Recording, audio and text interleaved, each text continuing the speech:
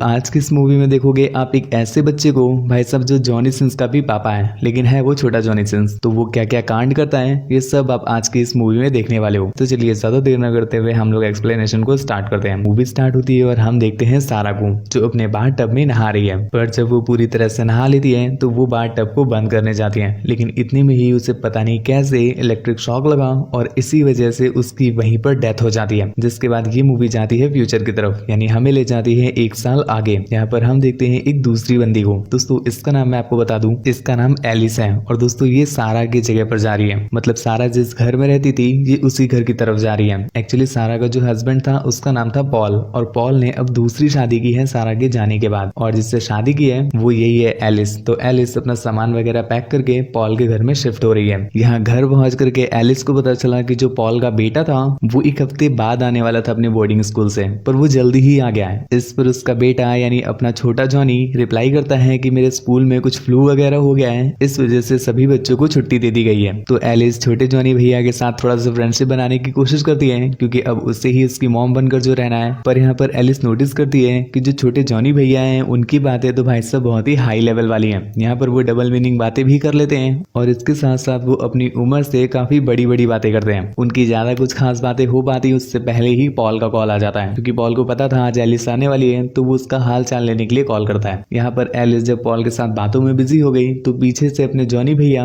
उनके इधर उधर टच करने लगते हैं और उनके पॉम पॉम को पिचका देते हैं। एलिस जो कि ये सब कुछ नोटिस कर रही थी, पर फिर भी वो कुछ कहती नहीं। इवन उससे गुस्सा भी काफी आया था, लेकिन वो फिर भी कुछ नहीं कहती और वहां से चली जाती है। अब ये सब देख करके जॉनी भैया का कॉन्फिडेंस और भी बूस्ट हो गया था, जिसके बाद से वो अक्सर ऐसी हरकतें करना स्टार्ट कर देते हैं। खैर ऐसे करते करते काफी दिन बीत जाते हैं और कुछ दिनों के बाद उसके डैड यानी पॉल वापस आ जाते हैं इन सभी के साथ रहने के लिए। लेकिन हम देखते हैं उनके आने के बाद जो अपने जॉनी भैया की हरकतें हैं वो तो और भी ज्यादा आसमान चढ़ गई हैं। और ना सिर्फ इतना ही, अब तो ये उसकी मॉम को झूठा ठहराने की भी कोशिश किया करते हैं। लाइक एक दिन वो एरिस से कहता है कि मुझे कुछ पैसे चाहिए, मुझे कुछ काम है, जिसके बाद वो उनके पूछने के बाद उसके डैड के पॉकेट से कुछ पैसे निकाल लेता है। पर एलिस जब चेक करने के लिए जाती है तो वहां के सारे पैसे गायब थे। उसे लगता है कि शायद जॉनी ने सारे पैसे निकाल लिए हैं, तो वो ये बात जाकर के उसके डैड यानी पॉल को बताती है। पर पॉल जब उसके साथ चेक करने आता है तो वहां पर उसके सारे पैसे रखे हुए थे, बस कुछ ही पैसे गायब थे। एलिस को बिल्कुल भी बिलीव नहीं होता है कि आखिर ये चमत्कार हुआ कैसे। तब हम समझ पाते हैं कि ये चमत्कार किसी और ने नहीं, जॉनी भैया ने किया है, और वो ऐसा क्यों कर रहा है ये आपको आगे अपने आप ही पता चल जाएगा। इसी चलते एक दिन छोटा जॉनी पहुंच जाता है अपनी मॉम के रूम में जब वो सो रही थी, और उनको सोते सोते वो चुपके चुपके देखता रहता है। एलिस भी नोटिस कर लेती है कि यहाँ पर जॉनी भैया आए हुए हैं, लेकिन वो कुछ कहती नहीं। जिसके अगले दिन वो सीधा जाती है उसके स्कूल में इसकी शिकायत करने के लिए।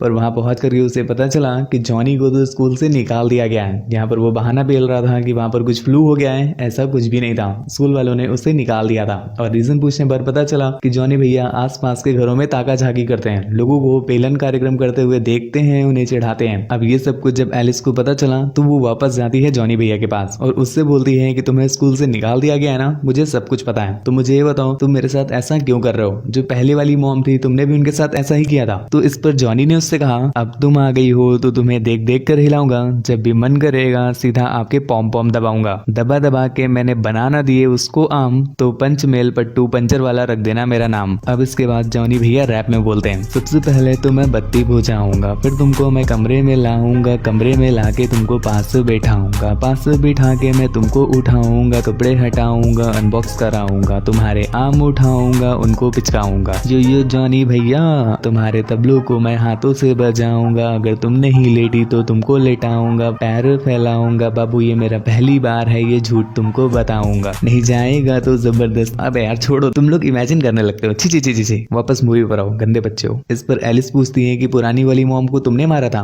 क्योंकि उस समय पर तुम्हारे और तुम्हारे डैड के अलावा कोई घर में था ही नहीं। जॉनी भैया ने रिप्लाई किया कि मुझे क्या पता किसने मारा था, मैं इस बारे में कुछ भी नहीं जानता हूँ। एलिस ने कहा कि मुझे पता तो है कि तुम सब कुछ जानते हो, पर तुम बता नहीं रहे। जॉनी भैया ने रिप्लाई देते हुए कहा कि मैं बता तो दूंगा, पर इसके बदले मुझे मिलेगा क्या? आंटी अब तक समझ चुकी है कि बच्चा नहीं मानेगा जब तक वो आम नहीं खा लेता। जिसके बाद आंटी एक एक करके सारे कपड़े हटा करके उसके सामने ही अनबॉक्स हो जाती है। अब जॉनी भैया खुश हो गए तो वो कहते हैं कि मेरी मॉम को एक बीमारी थी, वो बीमारी उनके हार्ट में थी। ये बात उन्होंने आज तक मेरे डैड को भी नहीं बताई थी। मैं एक दिन उनकी रिपोर्ट्स पढ़ रहा था तब मुझे पता चला, और उसी बीमारी की वजह से ही मेरी मॉम की डेथ हुई है। एलिस समझ जाती है कि जॉनी भैया ने उसका काट दिया है, वो भी गहराई के साथ, इसलिए वो गुस्सा होकर के वहां से चली जाती है। इसी चलते एक दिन जब एलिस जाती है स्टोर रूम में तो उसने वहां पर नोटिस नोटिस किया कि वहाँ पर एक होल है छोटा सा, जिससे उसके कमरे का साफ साफ दिखाई देता है। मतलब यहाँ से अपना छोटा जॉनी भैया उस होल के थ्रू उनके कमरे में देखा करता है जब वो लोग पेलन कार्यक्रम करते थे, इवन जब एलिस अपने कपड़े बदलती थी तब भी। इसके बाद एलिस ये होल अपने हस्बैंड को दिखाने जाती है, पर जब वो वापस आई तो उसने देखा वहाँ पर कोई होल था ही नहीं। अब तक आपको भी समझ में आ गया होगा कि ये सब कुछ छोटा जॉनी भैया ही कर रहा था, ताकि जो उसके डैड है उसकी मॉम को धीरे धीरे करके पागल समझने लगे। पर एलिस इतने में ही हार मानने वाली नहीं थी। एक दिन एलिस उसे अपने लिए वो गुस्सा होकर के वहां से चली जाती है। इसी चलते एक दिन जब एलिस जाती है स्टोर रूम में तो उसने वहां पर नोटिस किया कि वहां पर एक होल है छोटा सा,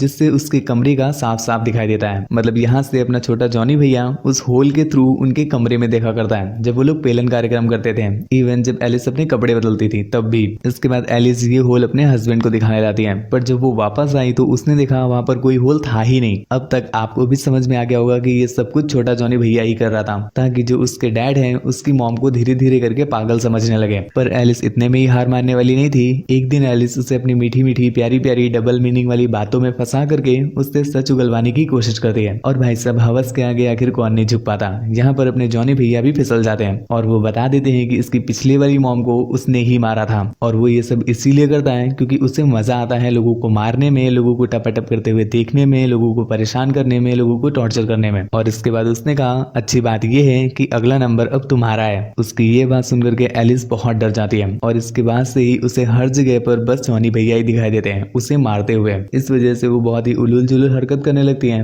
जिससे अब उसके डैड को कंफर्म हो जाता है कि शायद उसकी वाइफ पागल हो गई है, तो इसलिए उसे मेंटल अजाइलम में डाल दिया जाता है। खैर, अच्छी बात ये थी कि कुछ दिनों के बाद ही एलिस ठीक होकर के वापस आ जाती है। लेकिन हम नोटिस करते हैं कि जब से एलिस वापस आई है उसका बिहेवियर थोड़ा सा चेंज हो गया है। इसी चलते एक दिन जब वो अपने हस्बैंड के साथ पार्क में कहीं पर टहल रही थी, ये पार्क तो नहीं है, जो भी है ये चीज जंगल टाइप का जो भी है, यहाँ पर वो टहल रही थी, तो वो अपने बेटे के साथ यानी जॉनी भैया के साथ अकेले में टहलने निकल जाती है। यहाँ पर वो ऐसे बिहेव कर रही थी जैसे मानो जॉनी भैया की 2 कॉपी हो। मतलब उसे भी अब टपाटप करते हुए देखने में, लोगों को टॉर्चर करने में, उन्हें मारने में मजा आता है। ये देख करके जॉनी भैया उससे बहुत खुश हो जाते हैं और उससे कहते हैं यार कि हम लोग फ्रेंड्स बन गए, जिसके बाद से हम लोग अब बस टपाटप करते हुए लोगों को देखेंगे, लोगों को मारेंगे। एलिस भी इस पर हाँ कर देती है और कहती है कि चलो हम लोग शुरुआत करते हैं तुम्हारे डैड को मारने से। जॉनी भैया भी इस पर एग्री कर गए, जिसके बाद वो दोनों एक दूसरे का ओष्ठ मिलन कराते हैं, अर्थात चुंबन प्रक्रिया करते हैं। इतने में ही एलिस ने नोटिस किया कि एक कार बहुत ही स्पीड से रोड से आ रही है, तो वो उसके डॉग का एक टॉय उठाती है और उसे रोड पर फेंक देती है।